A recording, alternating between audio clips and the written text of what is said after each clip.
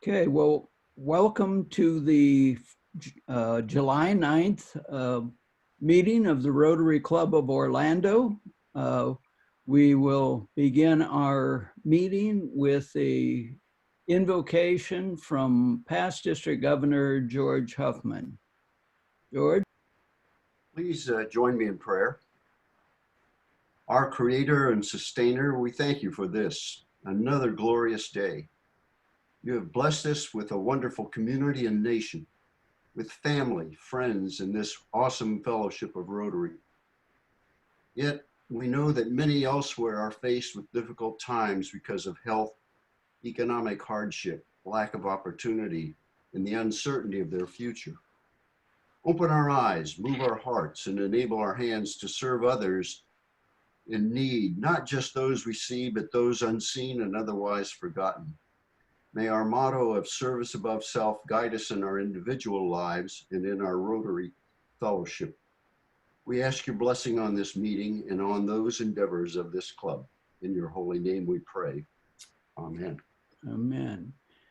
And now our next item will go to Rich for patriotic music.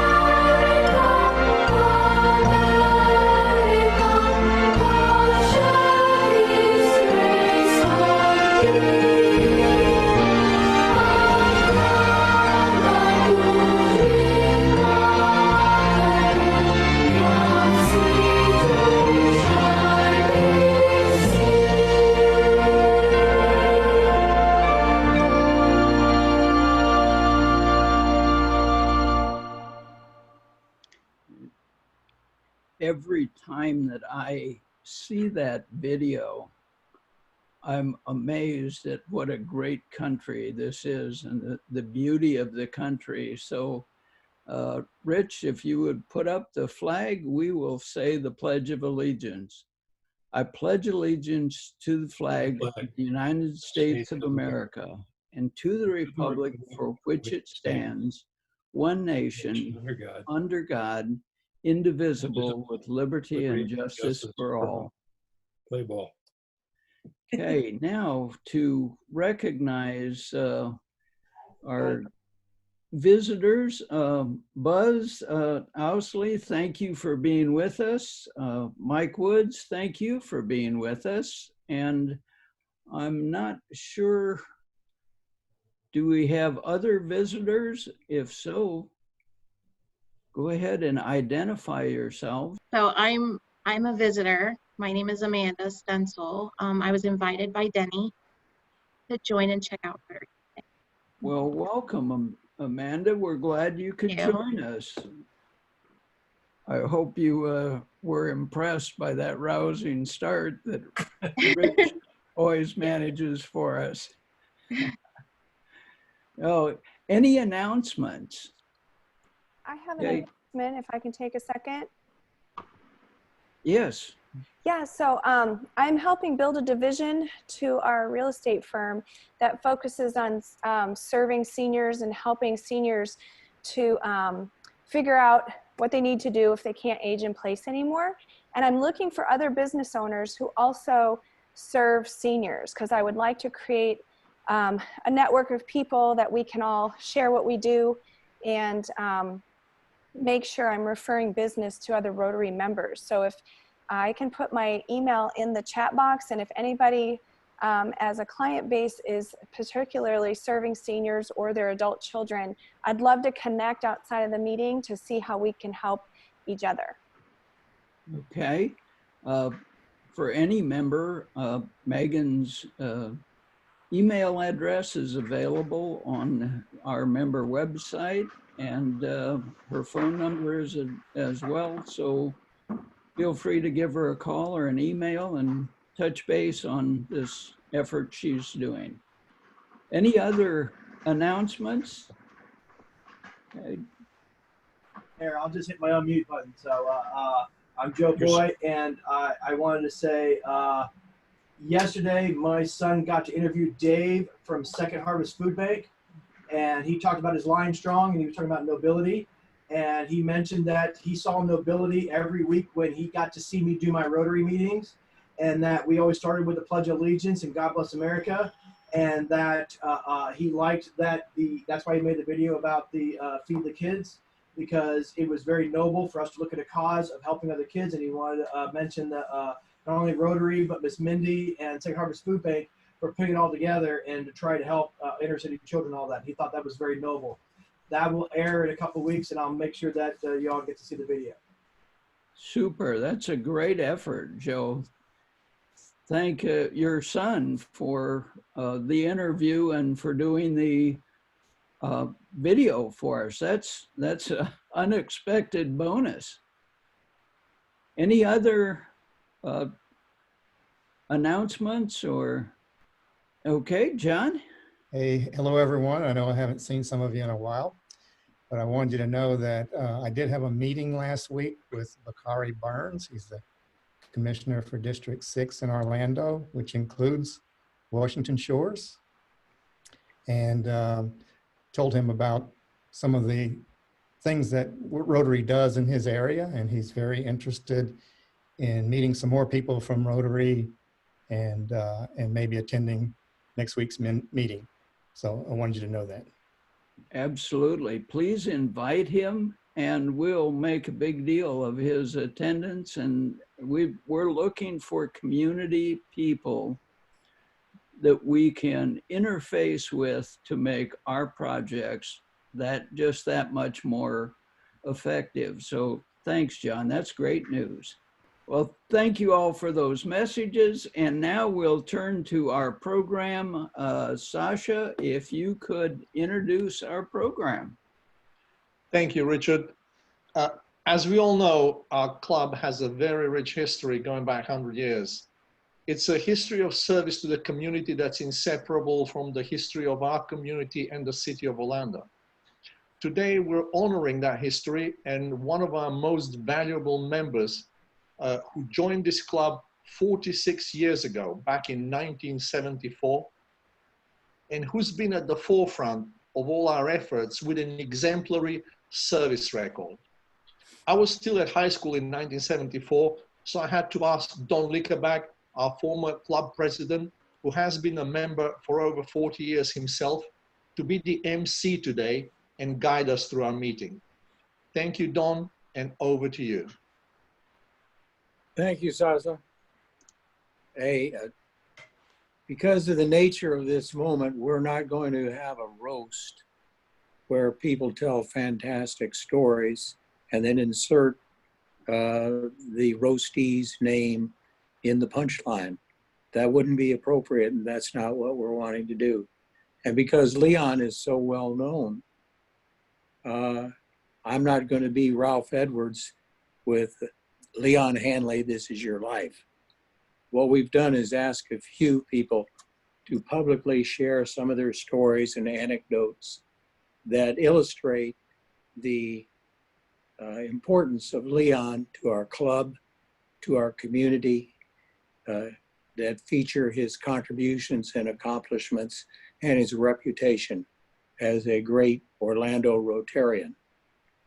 Leon was past president of our club in '84, '85, and I'm going to call first on Bob Blackford, who has also been an Orlando Rotarian for 47 years and a past president back in 2091, 92. Bob was president of a club in a very demanding year, the year that we were the location of the International Convention and the host club of the International Convention. Bob also has the distinction of being the grandson of Newton P. Yowell. Now, Mr. Yowell, who was a very distinguished Orlando businessman in the past century, Mr. Yowell was not a charter member of the Orlando Rotary Club, but he joined shortly after it was formed. And he's most known for being the founder of a Sunday school class called Yowell's Young Presbyters. Bob is a contributor to Yowell's Young Presbyters. He has been a Sunday school teacher there for over 30 years. He isn't any longer, but he did it for 30 years, where he shared that responsibility with Leon, who has been a teacher for over 50 years. Buzz Osley, who's also going to speak to us, has also been a Sunday school teacher at the Yowell's Young Presbyters. I understand the club, the class has been ongoing for at least 114 years. The fact that they have such a long legacy is a tribute to Leon, to Bob, and to Buzz. So Bob, please take it away. Thank you, Don. I'm delighted that Buzz Osley and Mike Woods are with us today, because I want to comment on Mike Woods' excellent book that he wrote about Leon, and from that I will refer to Mike's description of Leon in the book May It Please the Court. He concludes his description of Leon by saying, perhaps most important, he maintains a sharp, quick intelligence and demonstrates an amazing ability to recall names, places, and events decades later. He's very interesting and a very entertaining person. Well, it's difficult for me to find fault with Mike's description, but I would like to recount an exception to Leon's amazing ability to recall names that some of our fellow Rotarians were fortunate enough to witness. Leon was at the front of the room to introduce an incoming member of the club that he had sponsored. In exhorting all of us to become acquainted with our new member, Leon said, just remember his name, Frank, and his last name is easy to remember. And then Leon, taking his right index finger and pointing to the palm of his hand, said emphatically, Palmer. His last name is Palmer. Leon suddenly stopped short and with an oh my gosh expression said, it's not Palmer, it's Garland, Frank Garland. Remember Frank Garland. I think all present, with the possible exceptions of Leon and Frank, enjoyed that moment when Leon's photographic memory ran out of film.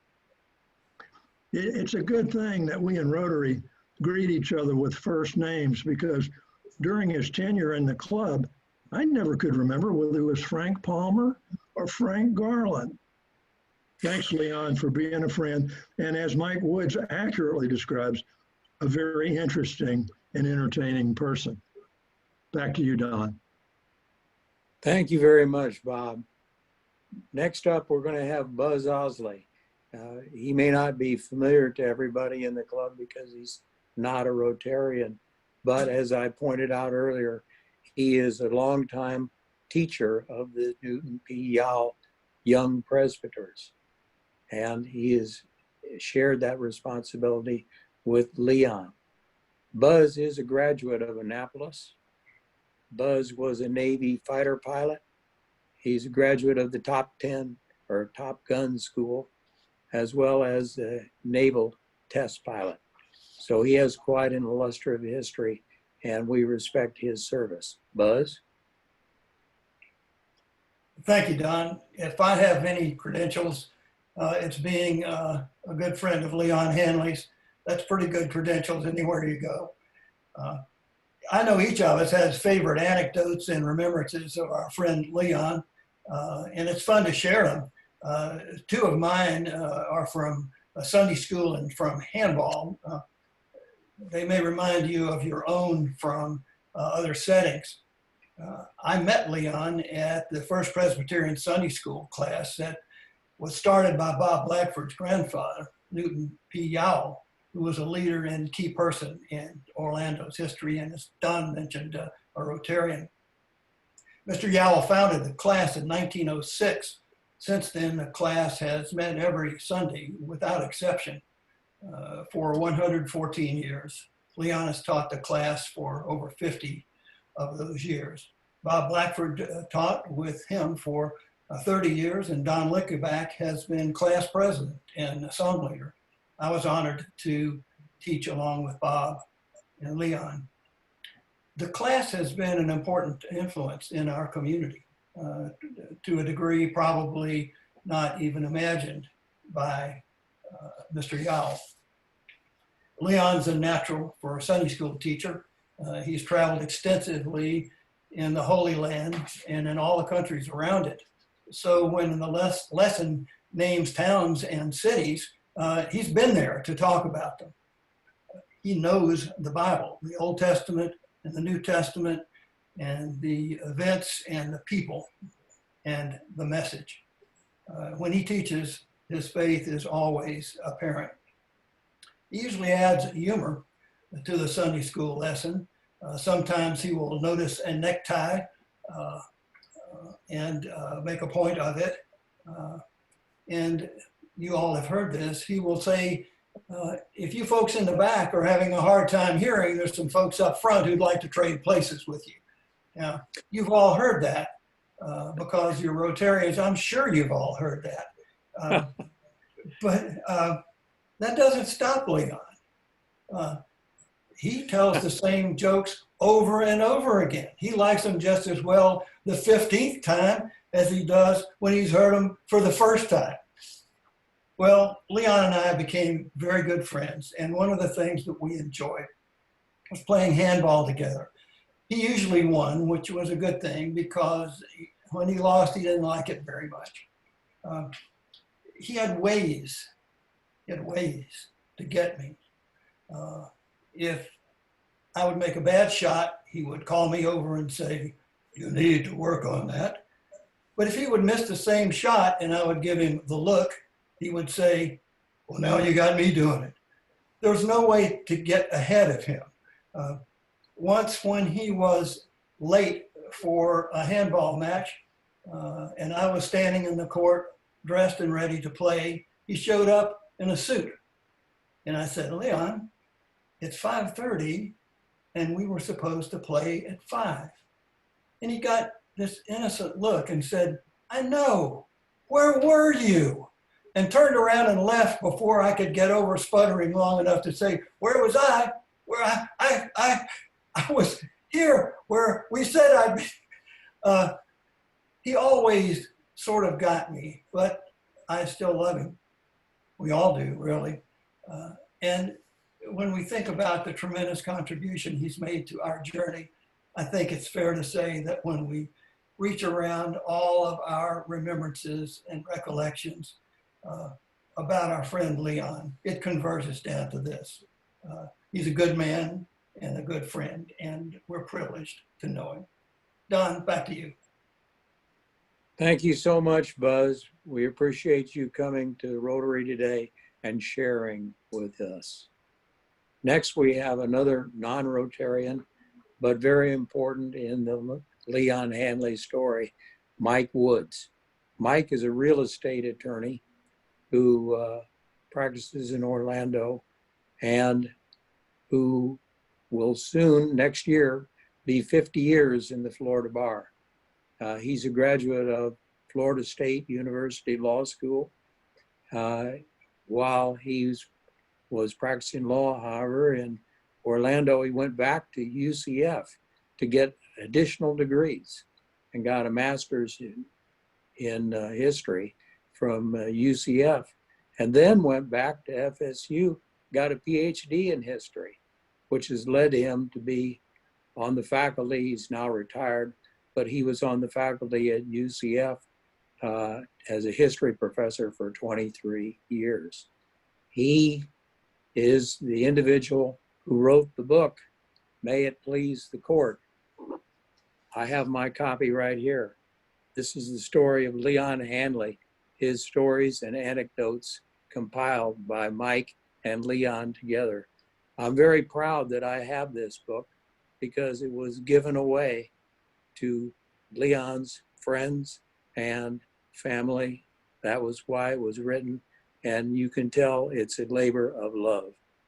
Mike is going to share with us some of the anecdotes that are contained within the cover of this book.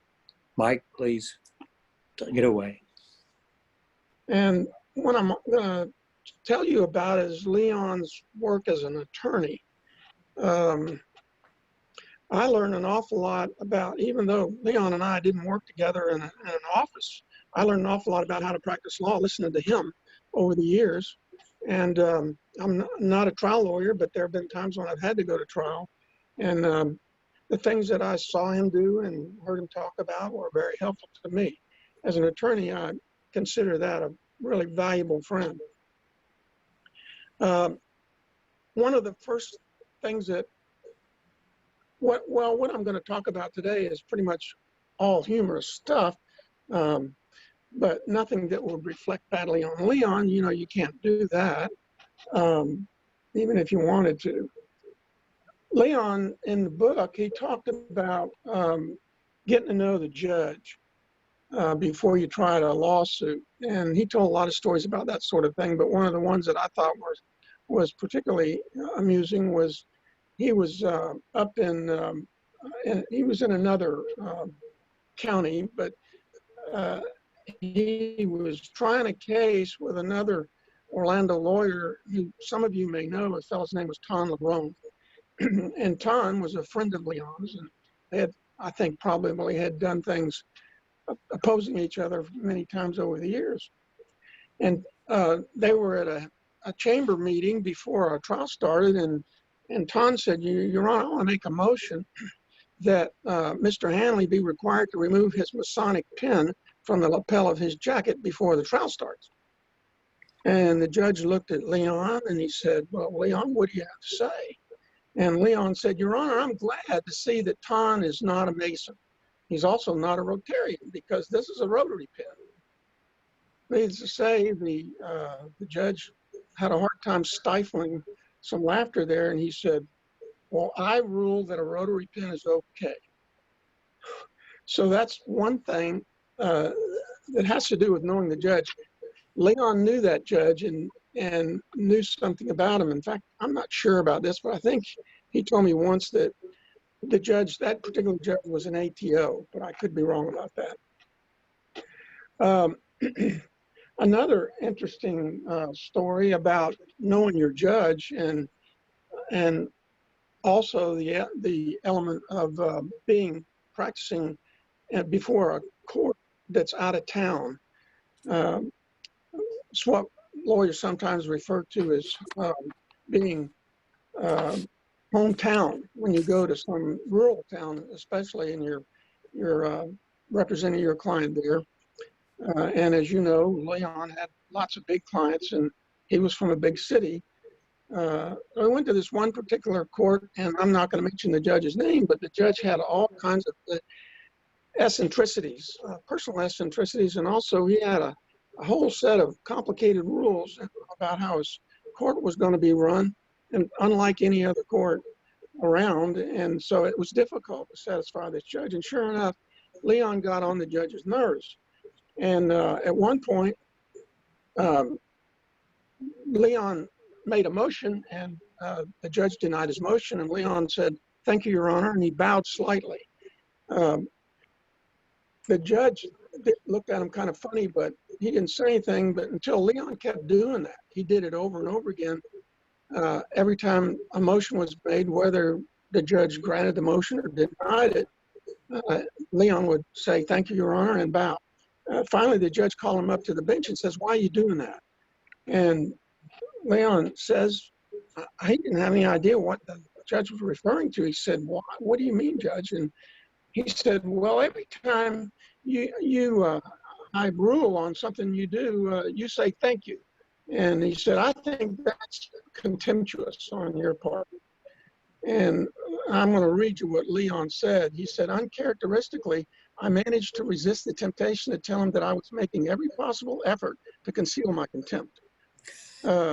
Instead, Leon told the judge, Your Honor, I was trained as a young lawyer that whenever a judge gave a ruling, you were to thank the judge, even if it wasn't in your favor. And the judge says, I don't care how you've been trained, don't do it anymore in my courtroom. And Leon turned around, he said, thank you, Your Honor, and turned around to walk away. And the judge said, you did it again.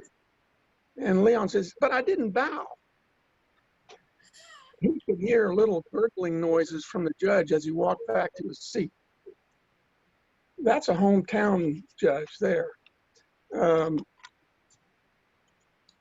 One of the things that made Leon famous when he was a young lawyer in the McGuire firm involved a wrongful death case. And the death was the death of a capuchin monkey. And the facts were that some people that owned this monkey took it to, they were going on a vacation, so they took it to a local pet store, and pet store said, yeah, we'll take care of your monkey for you while you're gone. Well, they came back and found out that the monkey had died. And not only had the monkey died, they wanted to know what happened to the remains. And they said, oh, we threw them in the dumpster. And these people were just terribly upset about this because the monkey was, their children were grown and gone, and this is all that they had. And Leon thought maybe the store owner had sold the monkey because they're kind of rare. But he found out from somebody else that these monkeys are very sensitive, and this one man felt that he'd been abandoned and he died of a broken heart. At least that's something that impressed Leon. Anyway, they got into a lawsuit because they wanted to sue for wrongful death of this monkey. And Leon took the case. He didn't know what a wrongful monkey death case was worth, but he took the case anyhow. And he ended up negotiating a settlement after things that he had done. Leon, what he did was he didn't make it into a case about the normal elements of damages that a wrongful death case would have, like lost income or things like that. He just focused purely on pain and suffering, mental pain and suffering. And when the other lawyer realized that this case was going to be about pain and suffering as a jury case, they settled the case. But Leon said something, I'm going to read it to you about this case. He said, I wasn't going to spend much time trying to prove negligence or the value of a monkey. Rather, I was going to outrage the jury by asking how any thinking, feeling pet store owner could treat grieving owners, parents, in parentheses, so shabbily. This wasn't a business problem. It was a human problem. The case never got to trial because the pet store owner paid the grieving plaintiff $75, which enabled them to get a new move. I don't remember what my fee was. It couldn't have been much, but it didn't matter because the case wasn't about money. It was about people. And I learned a valuable lesson about deciding whether or not to take the case. That's not to say I began to try to develop a reputation as a negligence lawyer specializing in animals. Somewhere along the line, I need to make some money. So this is not a profitable case. Nevertheless, I like the feeling that I had done something that few get a chance to do, right or wrong.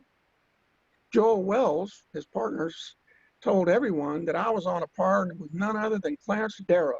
We both had our monkey trials. And in writing this book, one of the things I learned was just how much she adored Mary Virginia.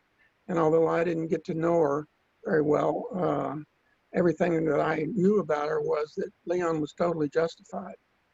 This book, by the way, was finished after she had passed away. And he speaks to that in his book. But they were getting ready to take a trip to Australia to meet Hunter and his family, who still, to my knowledge, still lives there. And Mary Virginia was always the person who would take care of all the arrangements, buy the plane tickets and all that kind of stuff. And she did a really good job at it and did it cheerfully. The one day he came home from work and she said, do you want first class or the backseat stuff? And he said, well, she liked to fly first class, but he got up, kind of bowed up a little bit. And he said, I never fly first class, you know that. And that was because he always took pride in kind of roughing it. You know, he's a tough guy. And he says, I always fly coach. And so she said, okay. She went back and she bought the tickets and got on the plane to make that long trip over to Australia across the Pacific. And as they got on the plane, she went to the left and he said, where are you going? She says, to first class. She said it very nicely. He said, well, we talked about this, and I said we were flying coach. No, she said, you said you were flying coach. And then she turned around and walked to the first class section. Leon went and sat back down there in coach, and Leon, you know, was tall and had long legs, and so his knees are always jammed into the seat in front of him, and he was uncomfortable. And he was thinking that the world had turned upside down on him, and this wasn't a good deal. And about that time, after Mary Virginia had gotten over laughing, she noticed that there was a bunch of empty seats in the first class section, and she convinced one of the stewardesses to let Leon come and sit next to her. And he said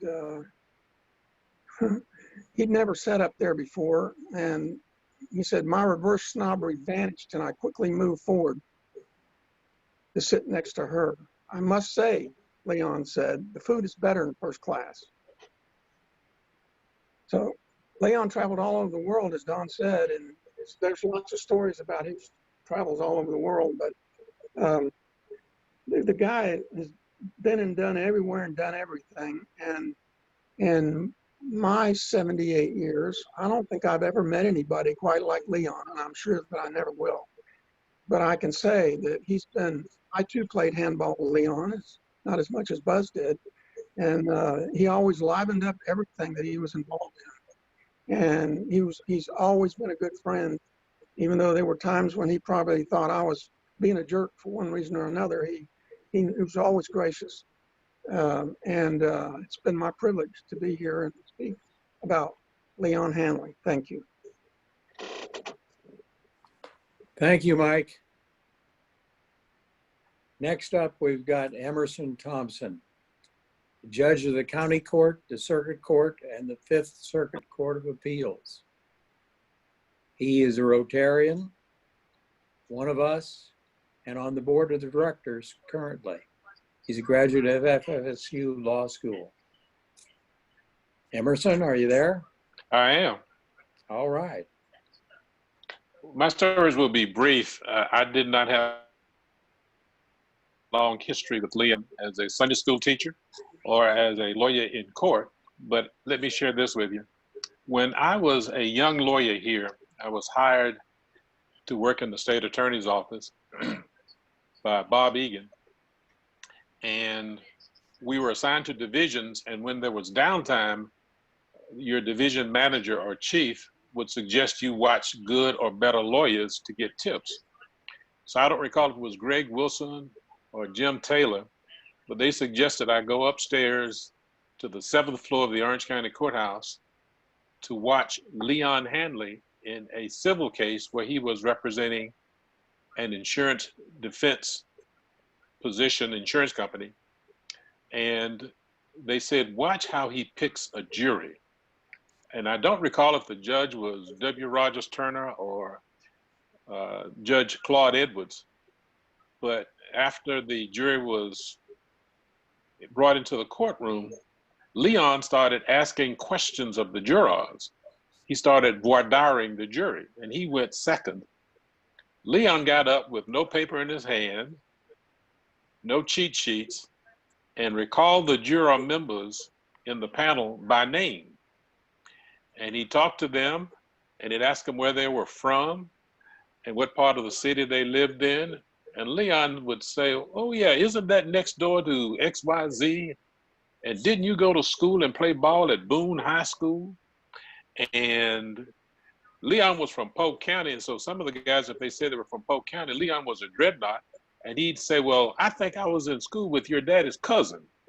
Didn't he play? And obviously the guy would say, oh yeah, you know my family? So this went on for about 10 or 15 minutes. And Leon quoted the Bible. He gave oratory about poems that he read and how it would apply to the case. And he visited with each of the jurors and established a personal relationship. Well, this went on, and we kept seeing notes pass between Leon and his bag carrier, or his armor bearer, as he used to call him, and the plaintiff's team. And as we took a recess so they could pick the jury, the lawyers grabbed Leon and went over to talk with him, and the case was settled on the spot. As one of the lawyers said years later, he said, it was obvious to me that this case would not be decided on the facts, but on the fact that Leon knew every damn body in town and had a personal relationship with everybody in town, and we would not be getting a fair trial. The second story that I'll tell you involved the TV series Matlock, which starred Andy Griffin, who wore a seersucker suit, which Leon was fond of wearing.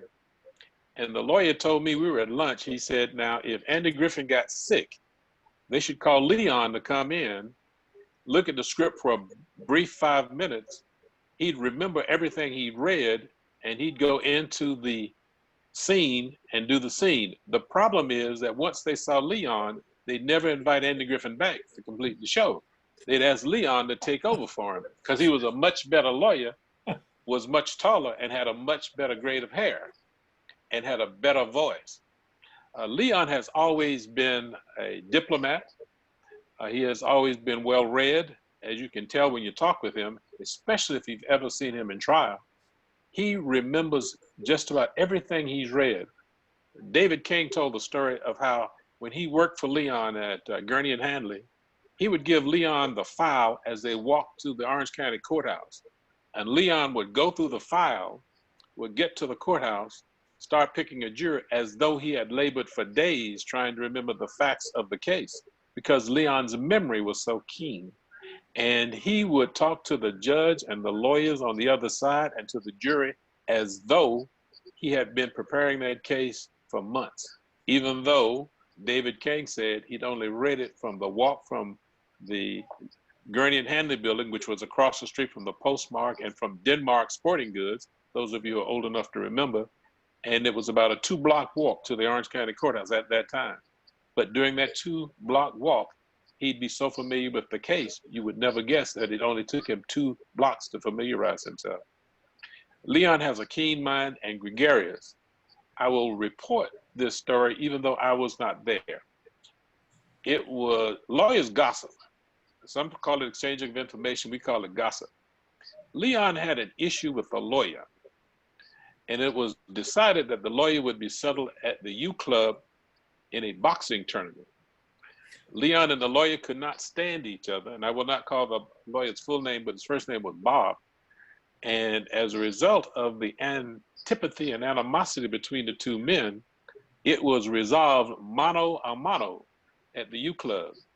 Those U Club members who were there regaled all of us with the story about how it ended and what happened. And I won't share that with you, but Leon has had a storied life. He once told me that he went to the University of Florida because he wanted to be governor of the state of Florida. And that was the pathway to success. Go to the University of Florida, go to law school, join the John Marshall Bar Association, and be involved in Florida Blue Key. And so we don't know what happened to Leon's governmental interest or why he did not become governor, but there's no doubt in my mind that he could have if he wanted to and would have been one of the best governors of the state of Florida. So Leon, congratulations on living a long life, having still a very keen mind, an in-depth knowledge of the Bible, and you can quote poetry at end. So thank you, Don, for inviting me as a youngster to talk about Leon Handley. Thank you, Emerson. I can expound a little bit on one of your comments there, and that is this. Leon's plan when he came to Orlando was to only stay about 2 or 3 years working for a law firm and learning how to be a lawyer. You don't learn how to be a lawyer in law school, surprisingly enough, as you well know. And Leon was from Polk County, Lakeland, and his plan was always to go back to Lakeland and practice law and to get involved in politics in Lakeland. But he met Mary Virginia Woolf from a prominent family here in Orlando, and he married her, and now he was invested in Orlando. So he didn't go to Lakeland, but it had been said that had he done so, Lawton Chiles would never have been senator or governor of Florida, either one. It would have been Leon, one of his classmates in Lakeland. And I'm not sure who started that story, but I expect it might have been Leon. We used to call Polk County and the lawyers from Polk County the Polk County Mafia, because they ran pretty much everything at the University of Florida and for a period of time in government in the state of Florida. Thank you so much for sharing. Next, we've got Tom Tart, who is former House Counsel at OUC. And before that, he was an associate at Gurney and Handley and worked closely, of course, with the senior partner, Leon Handley, in his duties at Gurney and Handley. Tom is a UF graduate, and just as important, he is an ATO at U of F. Tom, are you ready to go? Don, can you hear me? Yes, I can. Well, I'm glad. You look very comfortable, by the way. I am. I'm in my living room chair, listening to these stories, and Emerson and Mike Woods brought back some great ones, especially the one about the airplane going to Australia to see Hunter, their son. I had planned to tell that. I'm so glad that we got it on the table. Mike's book, I went back and looked at before my remarks today. Let me say this. I worked for Gurney and Handley 13 years. Tom Gurney, who was a member of our Rotary, a distinguished lawyer, as was Leon, hired me out of Stetson. I came here 2 weeks later. But I was the bag boy for Leon on several cases. And Emerson, you were talking about watching Leon pick a jury. And the story of David King, giving Leon the file before trial. I had spent months writing a brief on a very important case that was on a court of appeals at Emerson before you served there, 3 judges. And I kept saying, Leon, when are you going to read my brief? We got this case coming up in Daytona at the Court of Appeals. This is very important. He said, oh, I'll get to it. I'll get to it. Well, the day of the hearing in Daytona, we're driving over. He makes me drive, and he reads the brief for the first time. Now, I spent weeks and weeks writing it. He reads it. We walk in there, and I'm shaking my head and said, no way. Leon put on a performance for those 3 judges, just like he did Emerson in picking those juries. Those judges were convinced. He spent hours and hours researching it. He cited every citation and every matter, and we won the appeal. Leon has a photographic memory, and because of that, he's been a great lawyer. But he's also been a great speaker, and we've talked about his Sunday school and at the Presbyterian Church. I was across the street in the Methodist Church, and one day Bucky Allen and Leon were doing the Sunday school lesson, and I went over there. And I never will forget the story that Leon told. He said, you know, if you grew up, I grew up a Southern Baptist down in Lakeland. But he said, once you learned to read and write, you became a Presbyterian. So I became a Presbyterian. And then he said, if you had money, you became a Methodist. Well, I never had money, so I stayed a Presbyterian. And I'm still laughing at that. He's still a Presbyterian, and he would be, and Mike, and he'd still be giving Sunday school today if we wasn't for the virus. Mike and Emerson know this from their background, and all of you. Leon, when they needed a master of ceremonies, I don't care, was it changing the guard at Rotary, or was it at the YMCA fundraiser, or was it the Junior Chamber of Commerce? Leon was the master of ceremonies. And not only was he a great master of ceremonies at so many events, if you passed away, because Leon loved everybody and everybody knew Leon, he was asked to do the eulogy. Leon has spoken at more funerals than there are gravestones at Greenwood Cemetery. He has spoken at many, many funerals. And the one story I heard was Leon gave this great eulogy of this fellow. The casket was closed, and the widow came up after and said, "I want y'all to open the casket." She says, "Why is this, ma'am?" She said, "This fellow, this Leon Handley, was talking about this guy in the casket. It ain't my husband. That guy's too great." He could at a funeral make everybody love and care for that deceased. No way he'd miss it. Leon, I followed him at the University of Florida. He was president of the ATOs, and I became the president. Leon's picture was there for many years. When I would go to Tallahassee, like Emerson mentioned, I'd run into Governor Childs occasionally, and he'd always ask me how Leon was doing.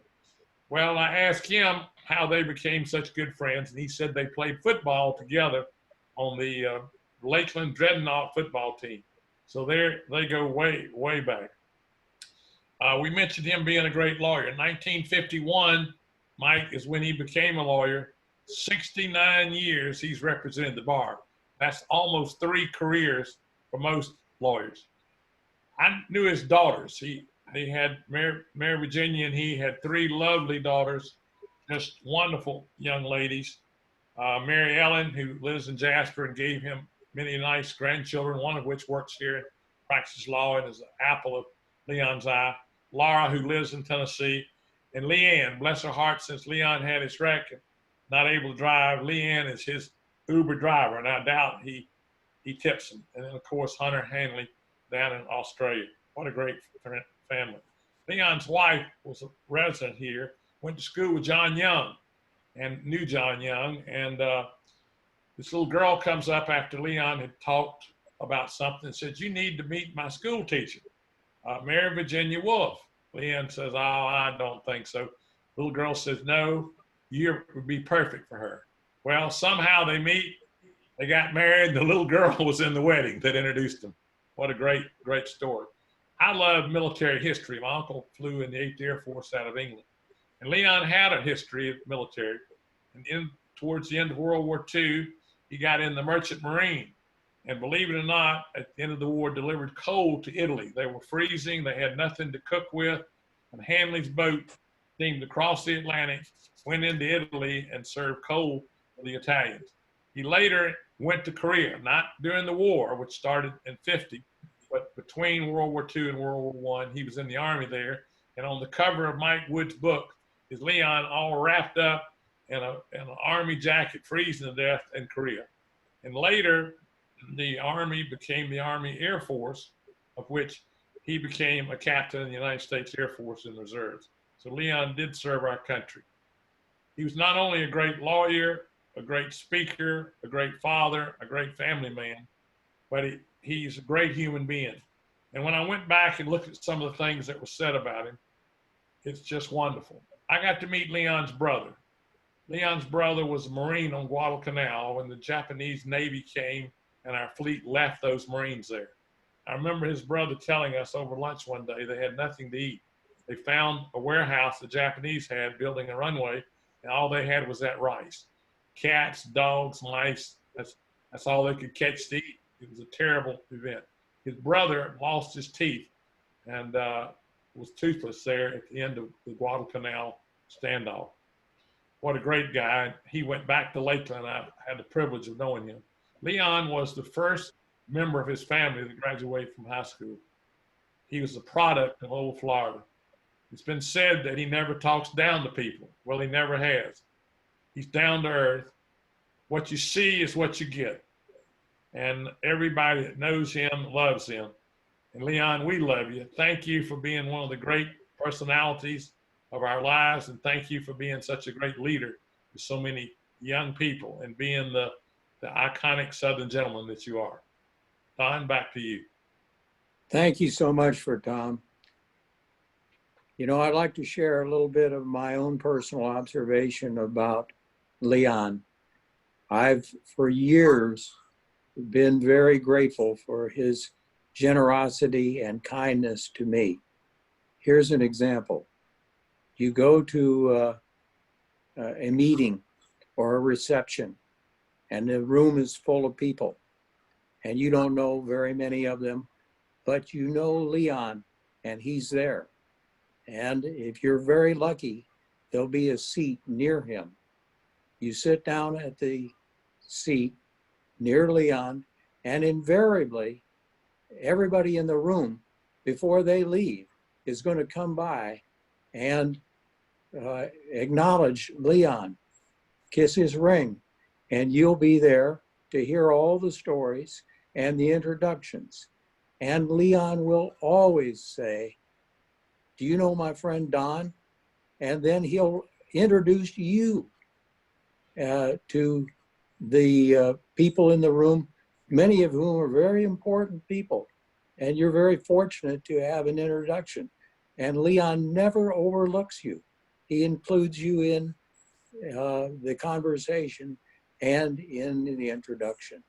He's kind and thoughtful and generous in that way. I've always been grateful for it, and I have benefited by my friendship with Leon time and time again. It really has been a wonderful, wonderful experience knowing Leon and being close to him, at least as I described to you. So, Rich, do we have a capacity to get Leon on the microphone? Oh my Lord, what have you done? You make me sound like the second coming. And if you but knew what a rotten person I am. Oh, Don, it looks wonderful seeing you in front of all those unread law books behind you. Oh, God bless all of you. This was just absolutely wonderful. I don't need to die now. I've heard my obituary, and I've never been so accused of good character in my life.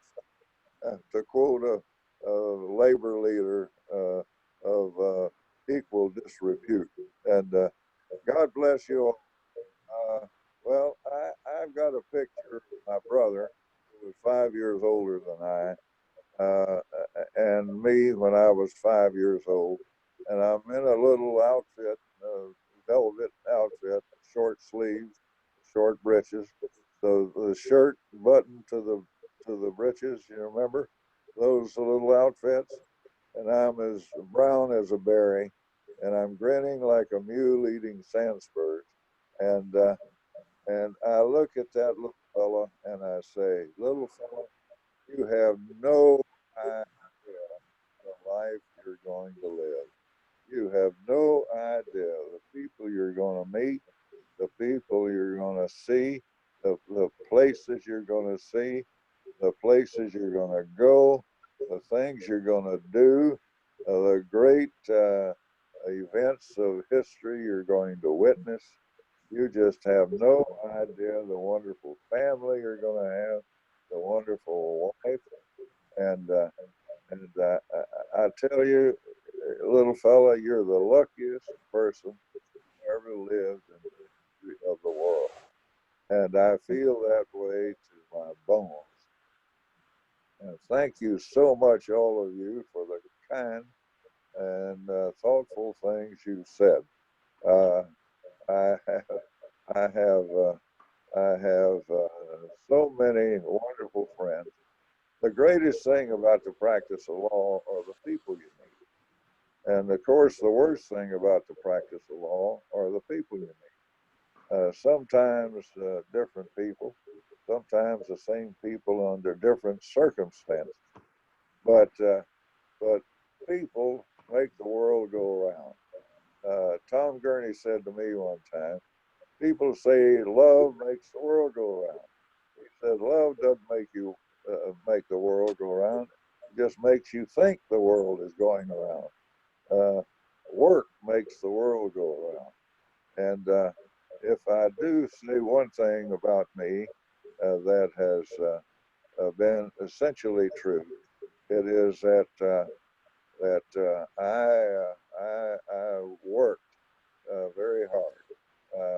I worked at remembering names. I worked at remembering facts. Worked at remembering the law. I worked at remembering people.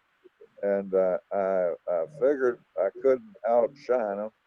I couldn't outsmile them. I couldn't outthink them, but I could outwork them.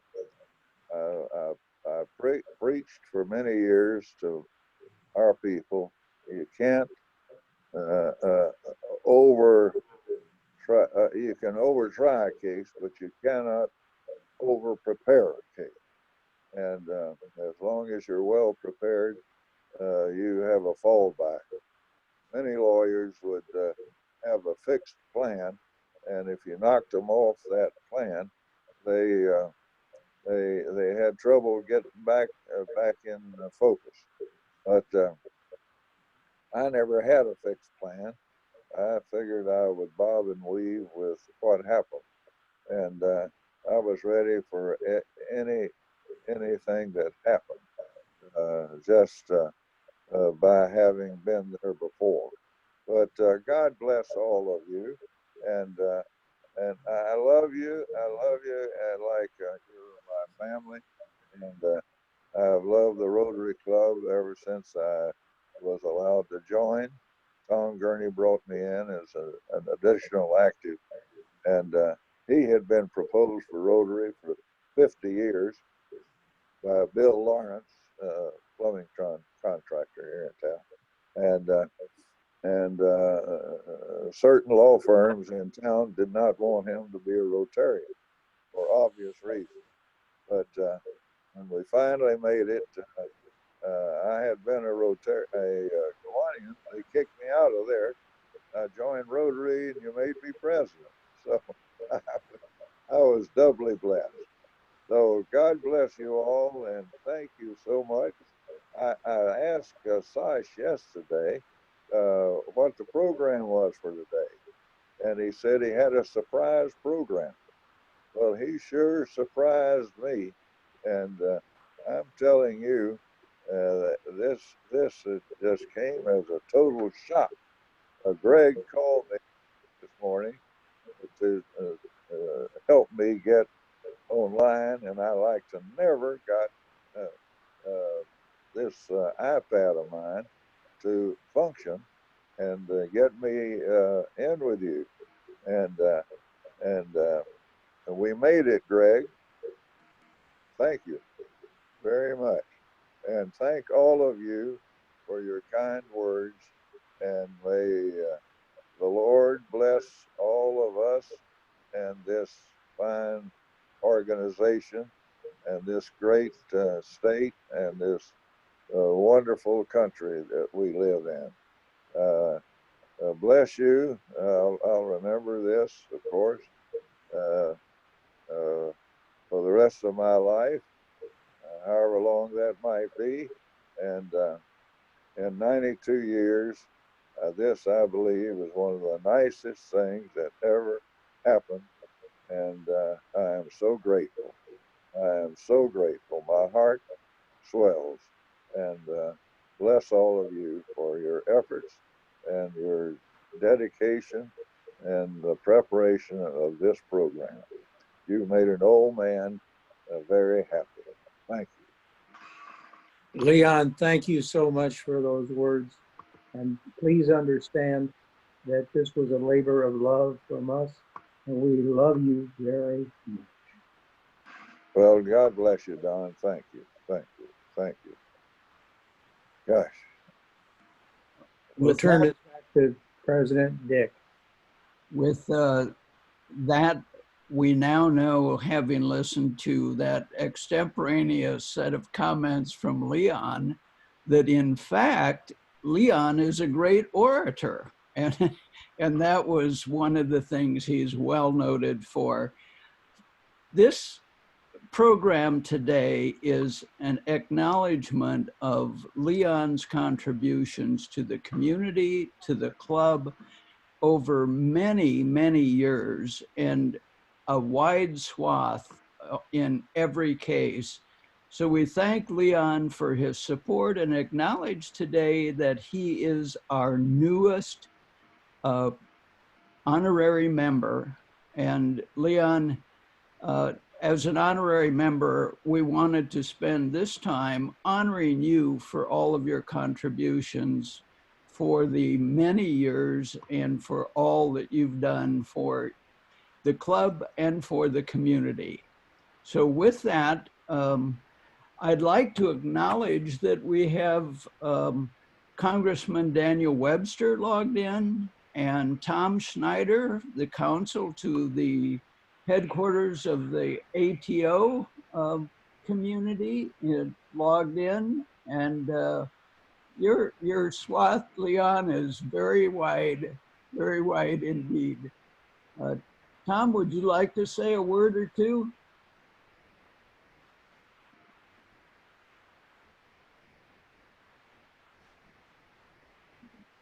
Maybe Tom had to jump off to go to another meeting, but Leon, of course, as an ATO, has been a lifelong contributor to ATOs, and actually there are, what, 8 or 9 of us in the club. So Don, Buzz, Mike, Bob, Tom, everyone, thank you for your contributions to this program. We Emerson, to honor one who has done us proud over the years. Thanks, Leon. Thank you very much. God bless you. Thank you. Okay. And we're about at the point where I need to announce next week's program. It will be Judge Belvin Perry, who has served 9 terms as the Chief Justice of the 9th Judicial Circuit. He will be speaking to us. So next week, that's the program. Remember, do business with Rotarians. And now for the 4-way test. Of the things we think, say, or do, is it the truth? Is it fair to all concerned? Will it build goodwill and better friendships? Will it be beneficial to all concerned? Thank you all for joining us today. Thank you, Leon. Be safe, be well, be active, be a Rotarian.